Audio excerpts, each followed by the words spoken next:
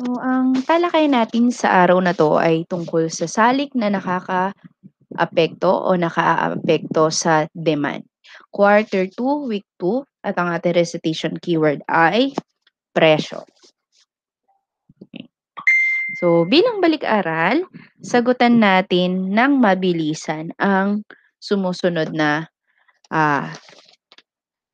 problem. Okay, ito ay ang paghahanap ng demand. So, ang ating hahanapin ay ang punto A, QD, at ang punto B, presyo. Ang una nating hahanapin ay ang quantity demand ng punto A o point A. So, dahil ang given na number ay ang presyo, ang gagawin natin ay ipapalit natin ang presyo sa letter P. Gagawin natin ay QD. QD is equal to 250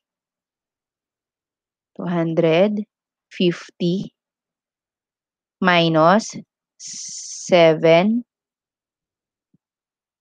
Palitan natin ang P at ipalit natin ang presyo ng point A na 20. So, 250. Ayan. 250 minus 7 times 40 ay 7 times 20 is equal to 140. Pasensya na. So, ang sagot ay 110. Kaya ang ating QD point A ay 110. Ayan.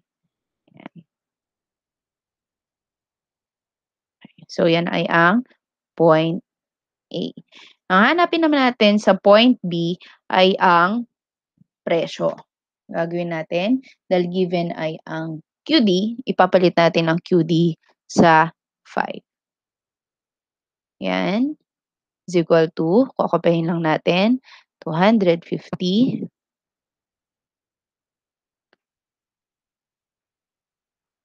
minus 7.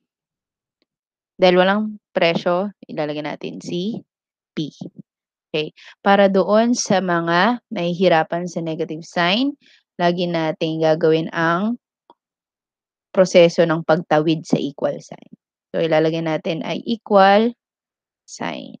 Ngayon, si negative 7P, ay gagawin natin positive. Kailangan niyang tumalon dito. So, dito si 7P. Yan. P po yan. Tapos, kukopihin lang natin sa 250. Yan. At si 5 naman ay positive, magiging negative. So, minus. Yan. So, ang gagawin natin, ibababa natin ng 7P. 10 is equal to 250 minus 5 is equal to 145. Yan. 145. So, i-divide natin ang dalawa sa 7 para maalis ang 7 sa tabi ni P. Kakancel natin ito.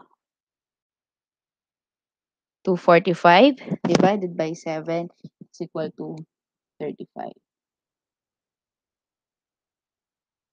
So, yan lamang ang proseso ng paghahanap ng quantity, demand, at presyo gamit ang isang mathematical equation. Inuulit ko, ito ay ang demand function, ito ay ang demand schedule, at yung diniscuss natin na pa-plot sa isang Cartesian plane, ito ay ang demand curve. So, pag ganyan, kung ikaw ay papipiliin, ano ang iyong mas nais bilhin? Isang Android phone or Apple? Kung ako ang papipiliin bilang isang consumer, mas gusto ko ang Android phone. Hindi lamang sa ito ay mas affordable, kundi mas madali itong gamitin, mas madaling ma-access ang mga files, mas accessible ang mga apps, tsaka mas marami talagang nakakagamit ng Android phones kesa sa iPhone. Kung ikaw naman ang papipiliin o ako ang papipiliin sa Jollibee at McDo, siyempre kung ito sa affordability parehas lang naman sila ng presyo. Sa panlasa, magkaiba sila ng lasa pero halos lahat ng mga provide na produkto ay halos magkapareha sila. May burger, may chicken, may rice, may spaghetti. Pero kung akong tatanungin, syempre mas gusto ko yung Jollibee. Kasi unang-una, ito ay produkto ng Pilipinas. At the same time, mas gusto ko ang panlasa ng Jollibee, mas makapinoy. Facebook o YouTube? Eh, kung ako naman ang tatanungin, siyempre kayo puwede rin kayo mag-ano. Kung ako naman ang tatanungin, mas gusto ko naman ang Facebook kaysa sa YouTube. First thing is that mas marami kang magagawa sa Facebook. 'Pag YouTube kasi is about videos, about vlogs, about, tawag dito, influencing others. Well, sa Facebook marami siyang puwedeng gawin. Posting of pictures, status, chat, ano ba, video chatting, uploading. So, maraming kayang gawin ang Facebook. At the same time, kung pag-uusapan yan sa internet connection at saka sa affordability, meron na kasing mas mababang mga promos sa Facebook. Okay, mali, hindi ko na-edit 'to. ABS-CBN or GMA? So, siyempre merong mga mas pabor sa GMA kasi mas madalas na nila or mas maano nilang napapanood. Meron din sa ABS-CBN kasi mas gusto nila yung mga artista do'n. So, merong iba't ibang, dahilan kung bakit mas pinipili nila ang bawat network. So, ako mas inaano ko yung sa ABS-CBN dati, pero ngayon kasi hindi na ako nanonood. At the same time, wala naman ang ABS-CBN. ABS-CBN kasi unang-una, mas, ah, ano yung mga teleserye nila, eh, meron silang mga programa na nakakapagbigay ng inspirasyon. Although meron din naman sa GMA, pero yun nga nasa iba't ibang panlasa ng tao 'yan. Okay. So ito ang pinaka, issue natin 'no, bilang isang mga estudyante at bilang isang guro, online versus traditional. Kung ako ang tatanungin, mas gusto ko pa rin ang traditional way of teaching. Kasi unang-una, mas namo-monitor yung mga bata at, ano naman talaga, kitang-kita naman na mas matututo ang bata sa face to face, mas makakapagtanong sila, mas makukuha mo ang kanilang atensyon, mas marami silang puwedeng magawa sa face to face na magiging productive sila sa buong araw. Samantalang 'pag online teaching lang, lalo na kapag walang network o kaya naman ay, wala silang access sa internet, hindi nila kayang, mag-focus sa pag-aaral kasi marami silang mga, nagagawa na hindi konektado sa pag-aaral. So, siyempre traditional way of teaching pa rin ang pipiliin ko. Ngayon, bakit ko ginawa itong, konting activity na 'to? Kasi sa pagpili na ito walang tama o mali. Hindi porke pinili ko ang online, mali na ako or tama ako. Mas pinili ko ang McDo kaysa sa Jollibee, mas pinili ko ang iPhone kaysa sa Android kasi mayaman. May pera o mayaman ako, hindi gano'n. Kaya ko ibinigay itong, activity na 'to upang maipakilala ang mga salik na nakakaapekto sa demand.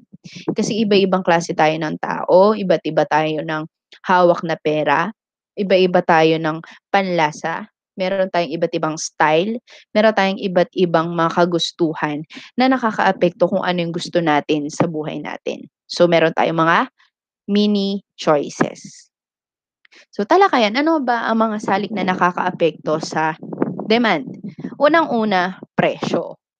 Lagi ko ngang sinasabi sa inyo, kapag bumibili tayo sa kahit maliit na store o malaki ang store like karinderya, tindahan, hanggang pumunta tayo sa mga super mall o SM o kaya naman sa Shopee, sa Lazada, isa at pinaka sa nakakaapekto ng demand natin o kagustuhan nating bumili ay ang presyo.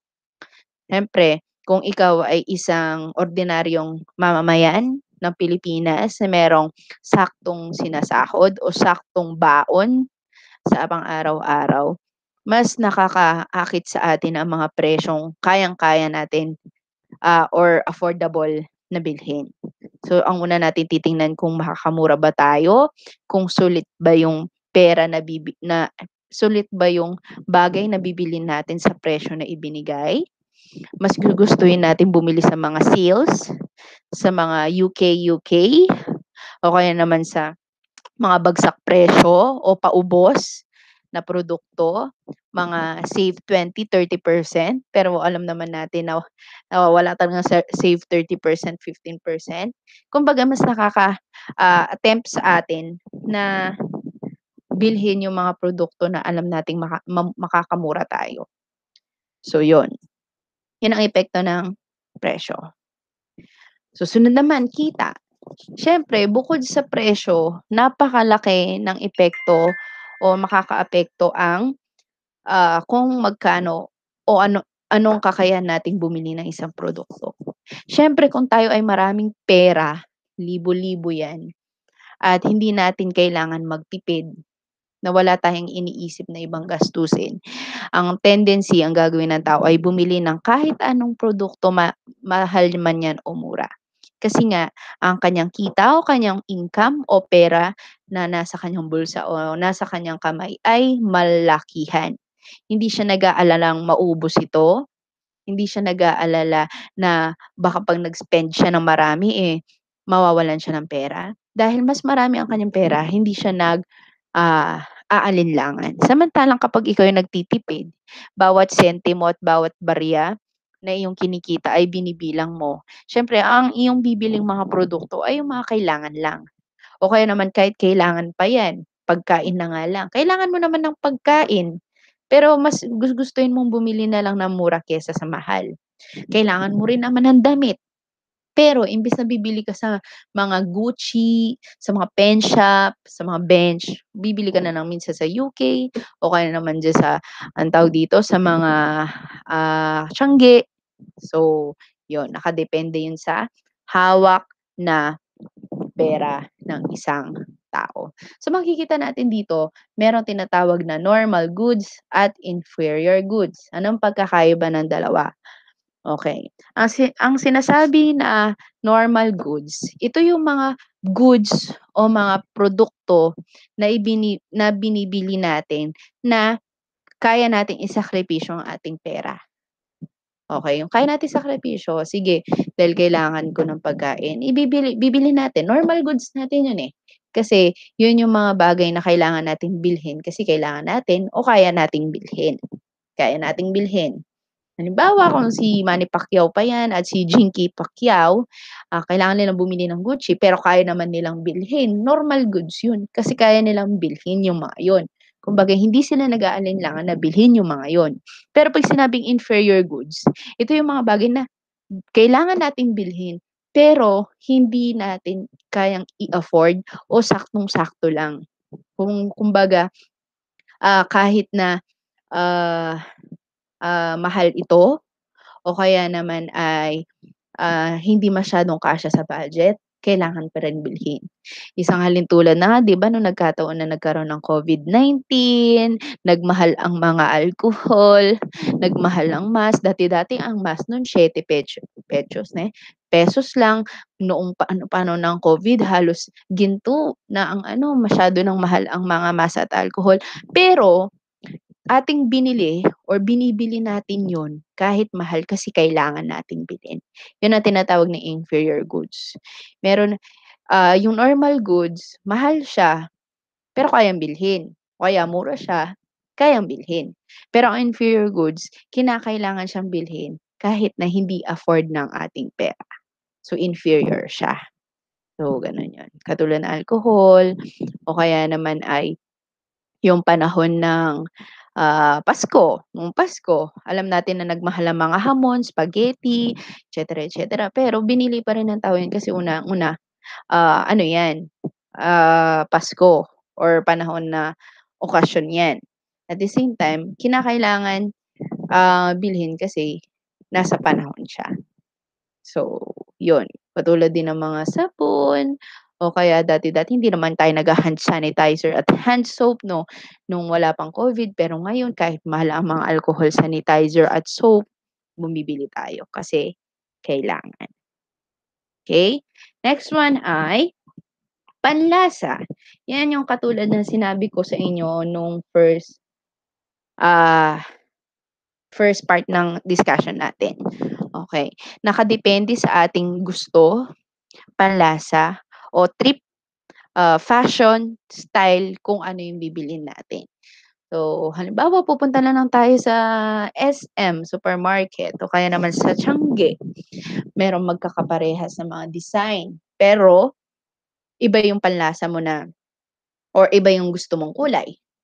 Iba-ibang itsura ng sapatos, ibang itsura na or cut ng mga damit, pati sa hairstyle, pati sa mga itsura ng bag, pare-parehas lang 'yan pero iba yung kulay na gusto mo o kaya naman iba yung design na gusto mo kasi magkakaiba kayo ng panlasa.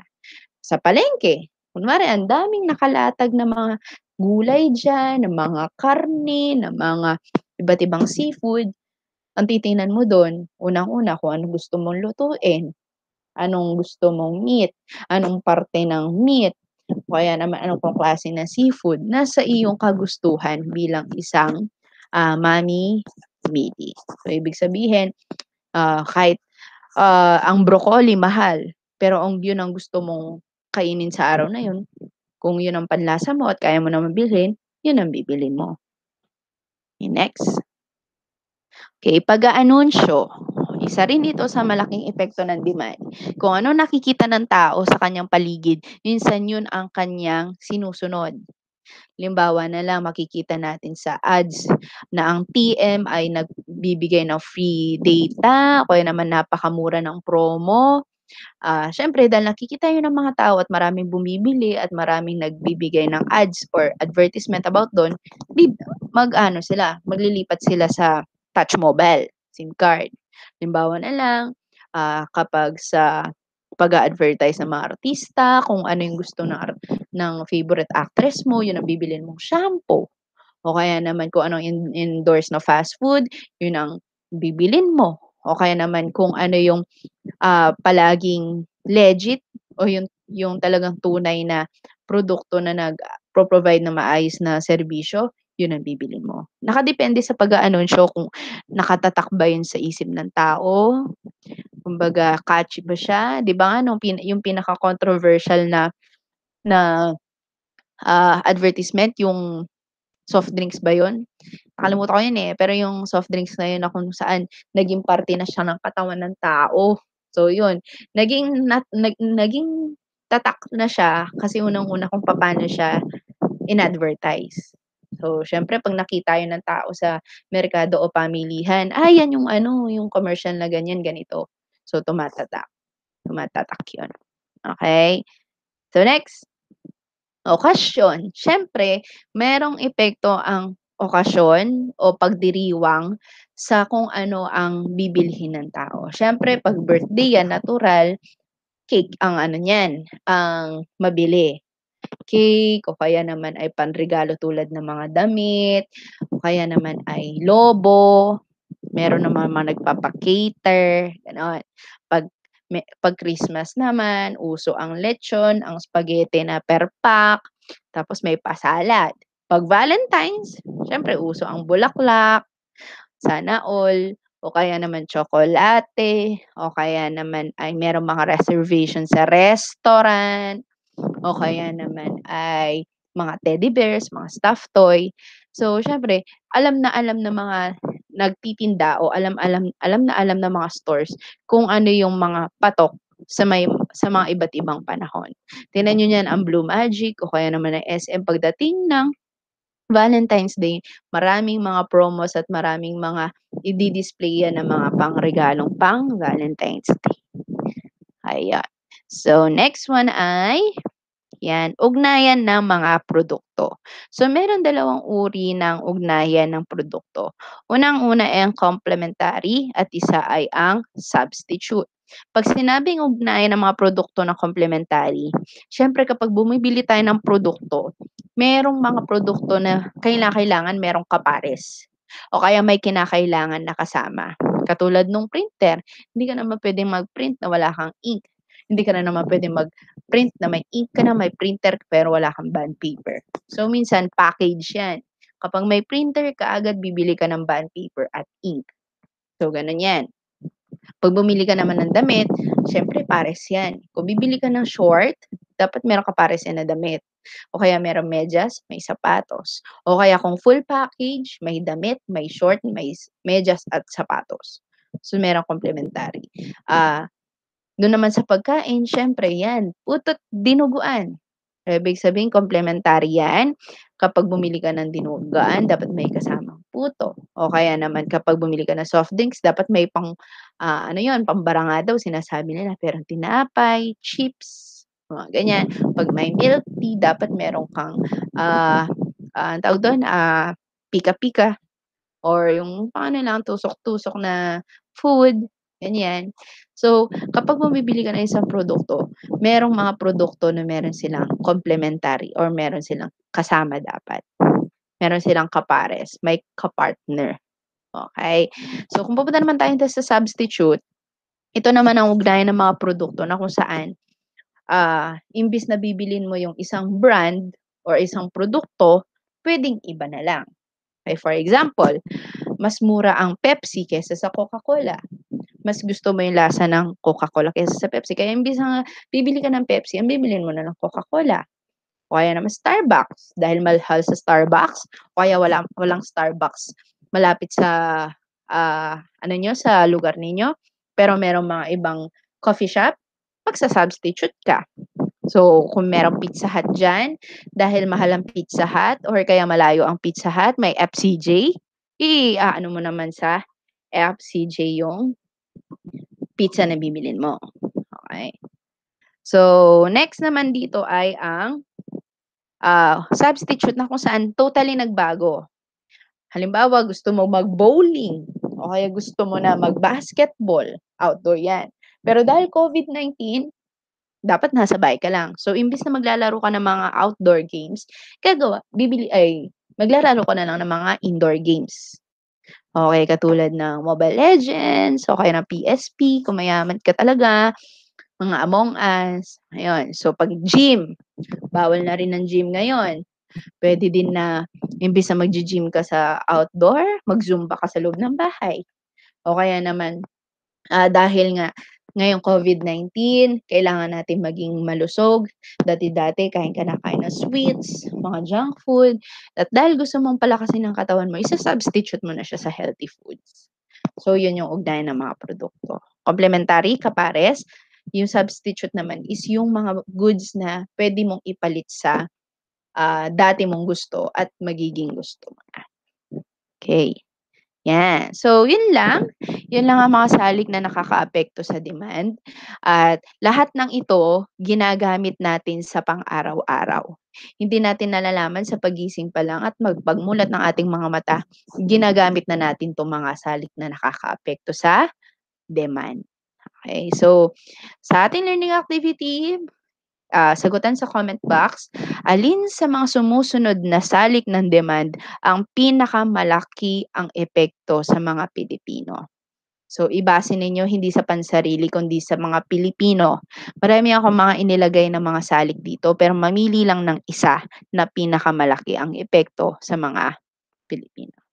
Okay, so yun lang. Salamat.